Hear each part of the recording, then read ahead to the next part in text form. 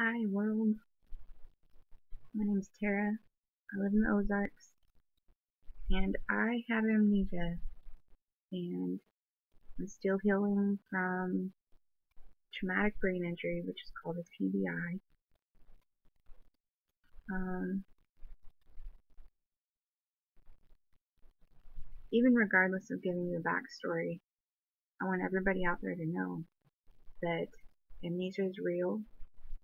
It's not something we choose to have, because if we could choose, we'd much rather know. We'd much rather have our memories back. We'd much rather be able to retain things. We have no control over it, and trust me, we try. We try our best. It's not the same as forgetfulness. There's a huge difference. There's a lot of people out there who could forget that their glasses are on their face while they're looking through them, or forget where their keys are, or forget why they went to the kitchen, or forget that one ingredient for whatever meal they're making. And then there's amnesia. I lost years of my life. I'm 32. Not afraid to say it. And I don't remember my childhood. I don't remember my school years. I don't remember college.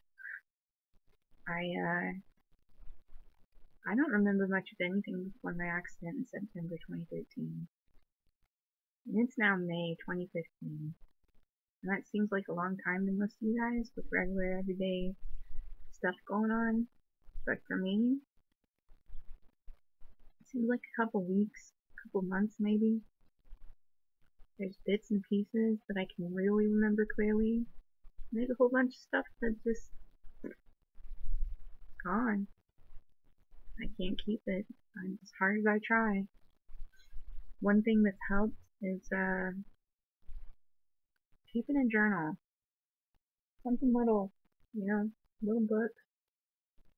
Not that many pages in here. Write down the day, date, like Wednesday, May 6th, 2015. Maybe even put the time down when you add something to it. Or have somebody else keep it for you. Ask somebody you trust or somebody you live with or one of your caretakers or nurses or a friend to come over or even over the phone. Whatever works for you. Try to keep something so you know what's gone on in your life, so you don't feel so out of control and so lost. Because I know how scary it is, and I know how weird it can be, and frustrating, and depressing, and lonely.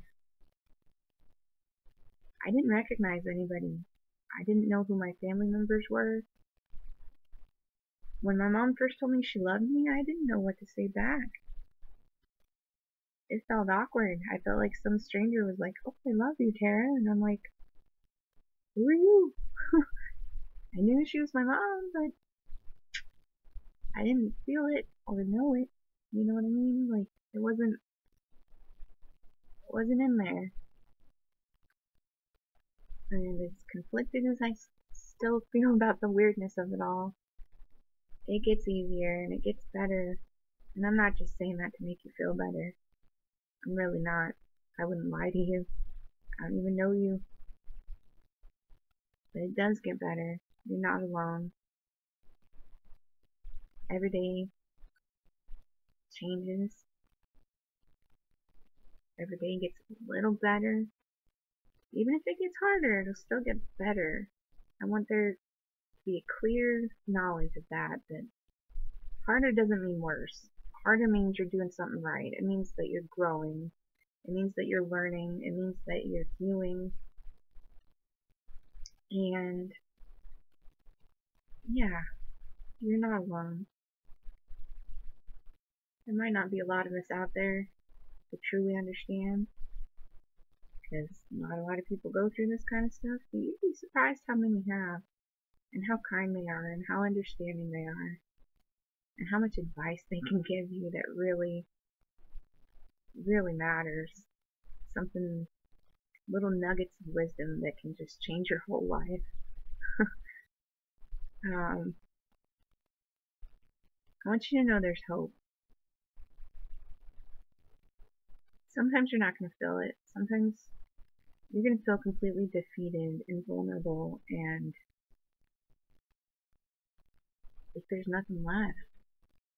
But there is. Every day, every day's a new adventure. Every day is a new chance to connect with yourself, to learn more about yourself.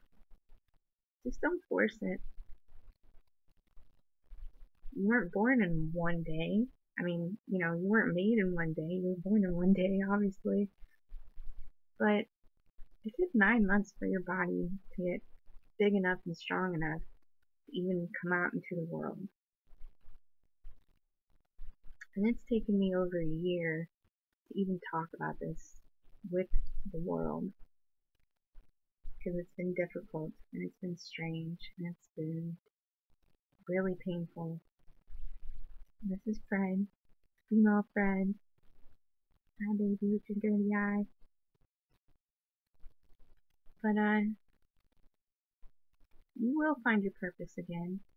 You will find yourself. You'll get to know who you are and what you're all about. And take what people tell you about yourself with a grain of salt. And what that means is absorb what they say, but know that there is no expectations for you. You might be a totally different person than you were before your injury. You might be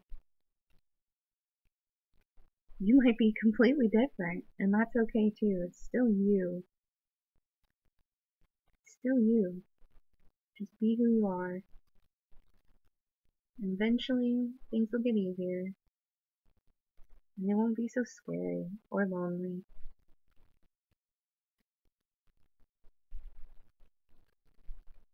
And for all you caregivers out there, and friends and family members, be patient. We didn't ask for this. We didn't want this. We would change it if we could. We would heal faster if we could. We would bounce back faster if we could. But you can't tell a baby to hurry up and be a grown-up. And that's essentially what we are. We're not babies, but we have a lot of growing to do. We have a lot of figuring stuff out to do. We have a lot of adjustments to do. So be kind, no matter how frustrated you get. And I know you will get frustrated. I know that you miss the person that's standing right in front of you or beside you. We know you miss us. We know you miss having those memories to share with us, and those stories, and the jokes, and the inside jokes, and the secrets, and everything else. We can tell how awkward it is. We know. And if we could help it, we would erase our amnesia and refill our minds, and we'd be back to normal. And just love your amnesiac. Love them, support them, be patient, and be kind. We need you. We need you more than you realize. We need your kindness. And if there's something bad that happened in our past that we need to know about, there is a way to tell us without harming us. There's a way to share information without, making us feel guilty or bad about it. Like, I can't even give you an example. There's a way to be kind about giving someone bad news. And please do that. Because the last thing you want to do is scar us for life.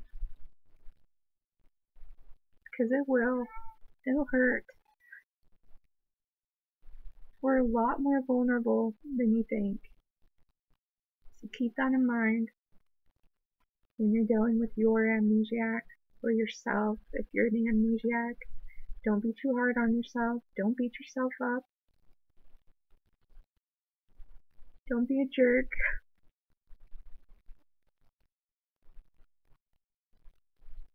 Just be loving. Be supportive. And be patient and kind. It'll get better. Just give it time. Love you guys. You're not alone, and I care about you.